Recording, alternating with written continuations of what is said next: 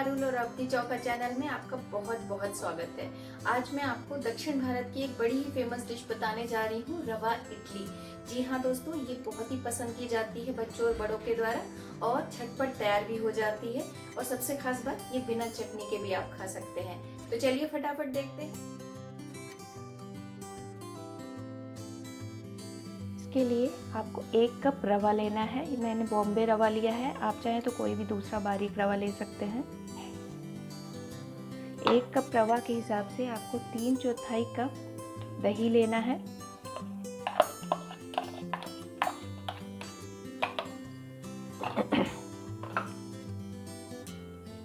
नमक स्वाद अनुसार और थोड़ा सा पानी मिला लेना है इसमें। आपको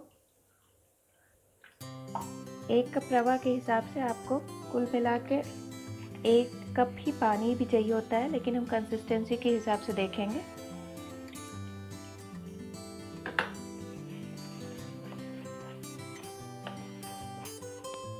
देखिए मैंने इसको मिला लिया है अच्छे से। इसकी कंसिस्टेंसी अभी ऐसी है, बट इससे अभी फ़र्क नहीं पड़ता। इसमें मैंने अभी आधा कप पानी मिलाया है। अभी आप इसको 10 मिनट ढक देंगे और 10 मिनट बाद हम देखेंगे कंसिस्टेंसी के हिसाब से हम और पानी मिलाएंगे, क्योंकि सूजी हमेशा फूलती है थोड़ी। देखिए मैंने इसमें घी डाल दिया है, घी गरम हो गया है। घी मैंने इसलिए डाला है क्योंकि इससे अच्छी खुशबू आती है। आप चाहें तो कोई और भी तेल ले सकते हैं। अब घी गरम हो गया है, इसमें मैं 1 टीस्पून राई लूँगी, 1 टीस्पून जीरा। इसको अच्छे से कड़कने देंगे। हींग लेना है,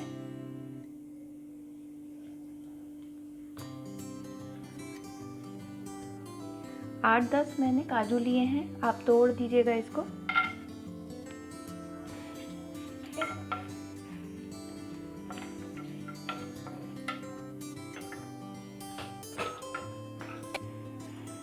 थोड़ी सी करी पत्ता डाल दीजिए।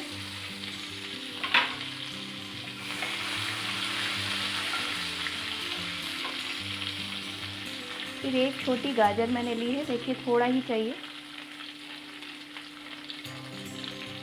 गाजर मैंने कस लिया है। गाजर से इसमें कलर बहुत अच्छा आता है इडली में। और 1/4 कप धनिया चाहिए आपको। 1 चम्मच आप उड़द की दाल डाल दीजिए। 1 चम्मच चने की दाल। उड़द की दाल और चने की दाल आपको पहले डालना है गाजर के। इसको तब तक हम भूनेंगे जब तक कि दाल का कलर लाल ना हो जाए। क्योंकि मैंने दाल बाद में डाला है, इसलिए वो अभी लाल जल्दी नहीं होगी, थोड़ा इसमें टाइम लगेगा। आप हमेशा पहले दाल डालिएगा। तो इसका हम वेट करते हैं, तब तक हम अपनी इडली स्टैंड में तेल लगा लेते हैं। इसके लिए आप कोई भी तेल ले सकते हैं।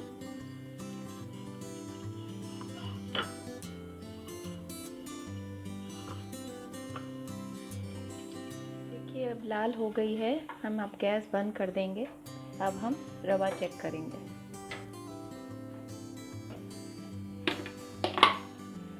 देखिए इसकी कंसिस्टेंसी वैसी ही है जैसे हमें चाहिए था। अब इसमें हम और पानी नहीं मिलाएंगे, ठीक है।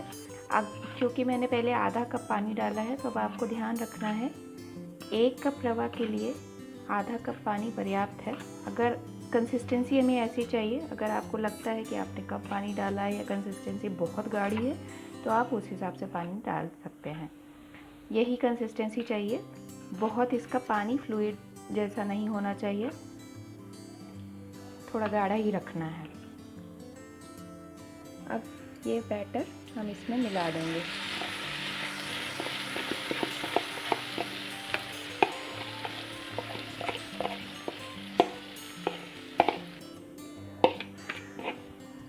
मिला लेंगे इसको अच्छे से।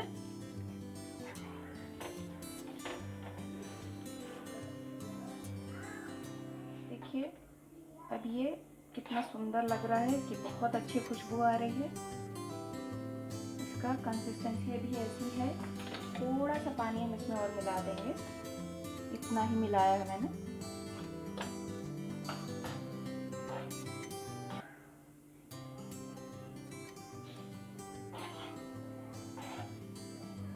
हाँ, अब इसकी कंसिस्टेंसी एकदम सही है। अब इसमें हमें सोडा मिलाना है या इनो मिलाएंगे, लेकिन थोड़ी देर में। पहले हम इधर एक गैस पे ये प्री हीट होने रख देते हैं इडली का कुकर, और इसको हम ढक देंगे 5 मिनट। इसको फुल आंच में हम प्री हीट होने देंगे। और अब हम इसमें 1/3 टीस्पून खाने वाला सोडा डालेंगे। आप चाहें तो सोडा की जगह आप ब्लू वाला इनो भी मिला सकते हैं। ब्लू वाला नॉन फ्लेवर्ड होता है, इसलिए ब्लू वाला ही मिलाइएगा। और इनो मिलाने के बाद बहुत देर वेट नहीं करना है आपको, क्योंकि ये तुरंत फूलने लगता है और फिर टेक्सचर ख़राब हो जाएगा। अब इसको हम फटाफट अपने इडली स्टैंड में डालेंगे।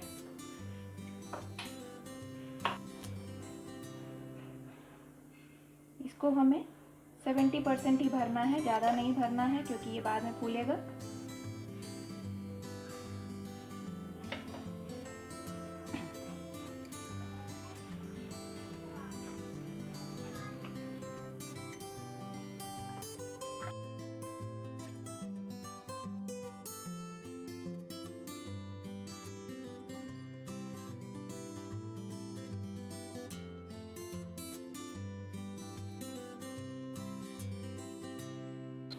देखिए, 1 कप रवा के हिसाब से हमारी कितनी इडली बन गई।